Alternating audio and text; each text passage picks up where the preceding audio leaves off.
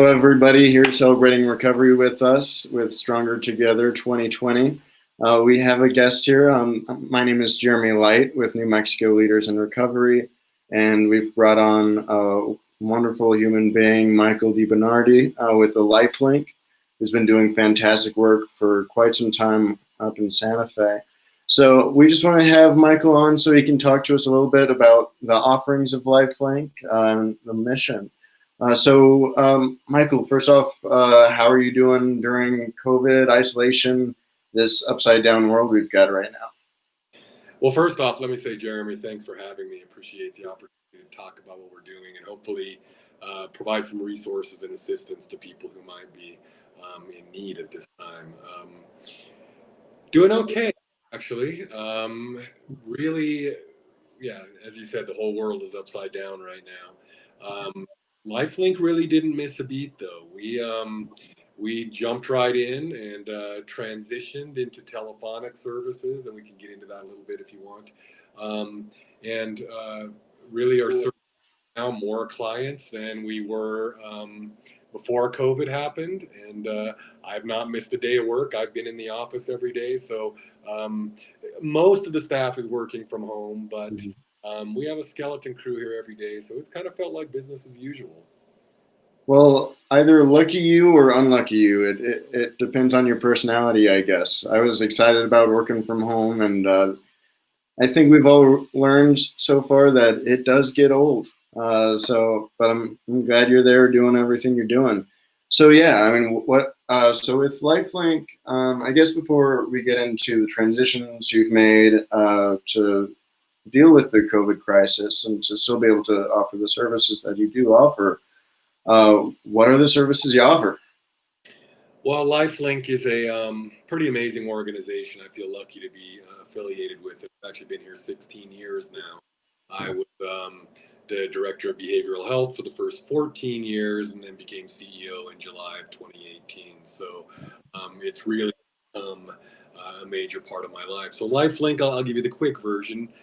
We've been here for about 33 years in Santa Fe. We're a community mental health center that really provides an extremely comprehensive wraparound care to our clients. And that's actually what drew me here in the beginning. I had lived and worked in the Bay Area and Chicago, and here I show up in New Mexico and find an agency like this doing everything that we're doing. So the agency really started out as a homeless shelter for women and children. That was founder Carol Luna Anderson and some friends got together and said, hey, what can we do for the community? And so they created the shelter.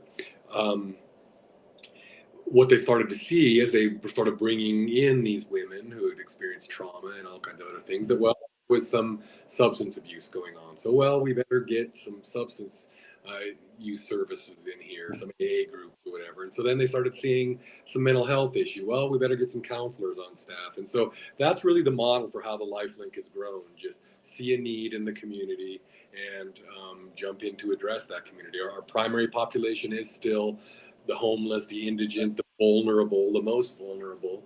And we try to just wrap everything around them. So in terms of services, comprehensive community support services, which is very intensive case management, peer support services, individual and group mental health services, psychiatry, supported housing. We're one of the biggest housing providers in the state.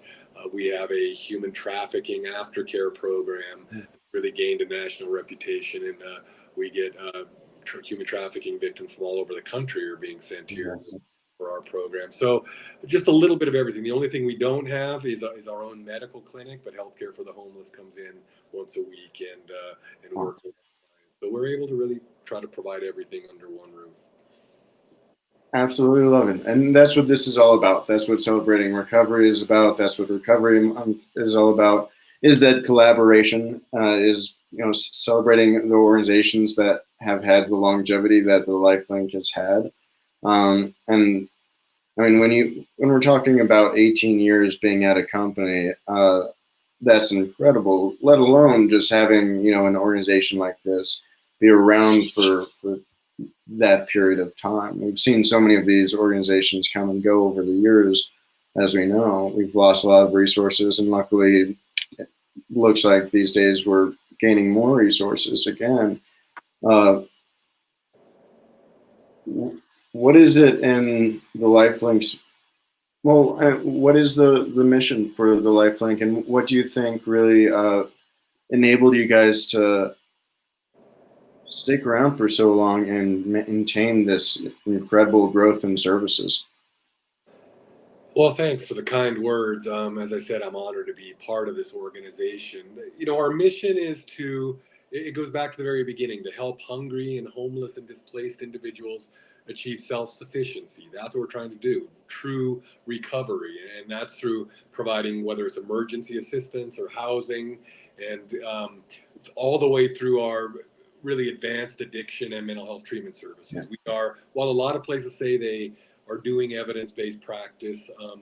That's been the LifeLink's commitment from the beginning, and awards from National Institute of Drug Abuse for our research and things that we've done here. So it's been about finding what works and bringing it to the community and adapting it to the community. And I've really got to give so much credit to my predecessor, Carol Luna Anderson, who was the founder. She was really a visionary, and she was a leader, and she saw what the community needed.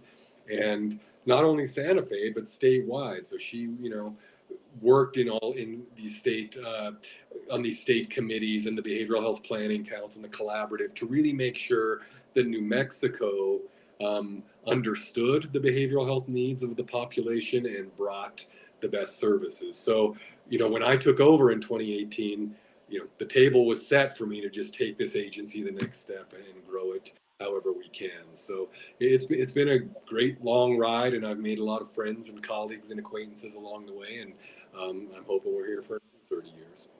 Well, I'm glad our awesome state snatched you up, and you're now here in the land of entrapment because we need you, and we need people like you running places like LifeLink. So thank you so much.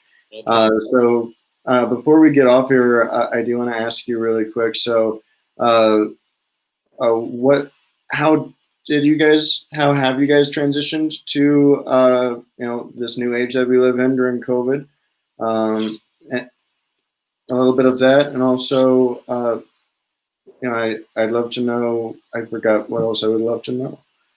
So tell me about that, and actually tell me how you believe we should be dealing with these hard times of isolation. Sure. Well, so I gave you an idea of kind of all the different services we offer, and it was a challenge early on, but we knew that more than ever, we needed to make sure that we kept our doors open.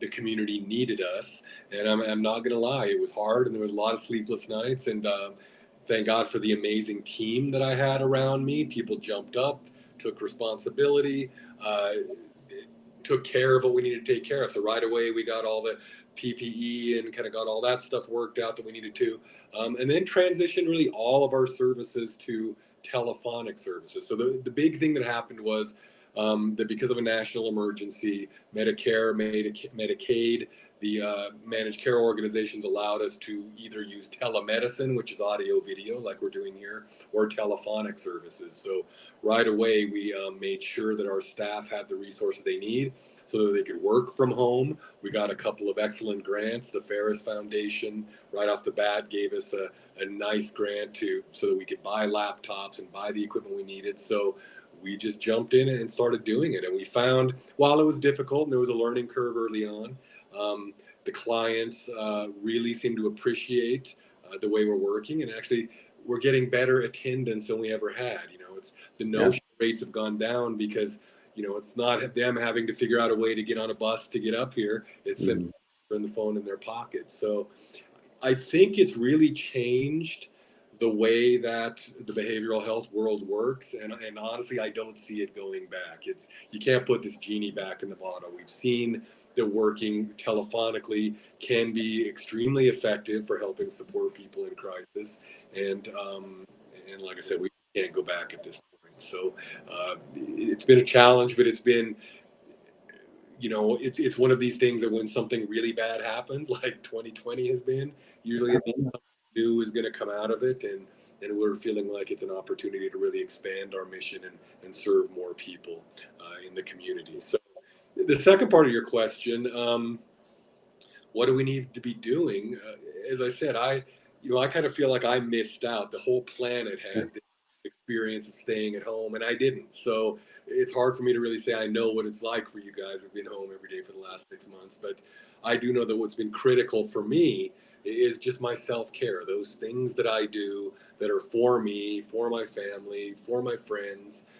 That bring me, joy, meaning, fulfillment. You have to prioritize those. It's easy to just, especially with what I've been doing the last 6 months, hunker down, do the work, make sure everything's happening. But I find when I'm not taking time for myself, that's when I start to struggle. LifeLink did a campaign in May called "Be Kind to Your Mind," and that's really what it was about. Just recognizing that we're all struggling.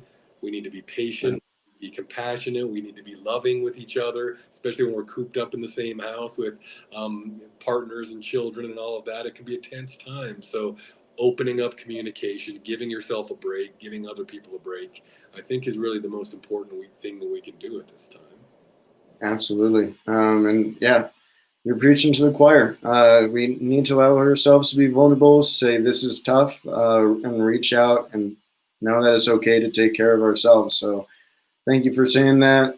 Thank you for all that you do over there, Michael. And thank you to all of your team at the LifeLink that is still making this work and still taking care of the people that need it the most. So again, thank you, everybody. We're going to keep this thing going, and we're going to learn about some more programs. Thanks again, Michael. Thank you, Jeremy. Appreciate it.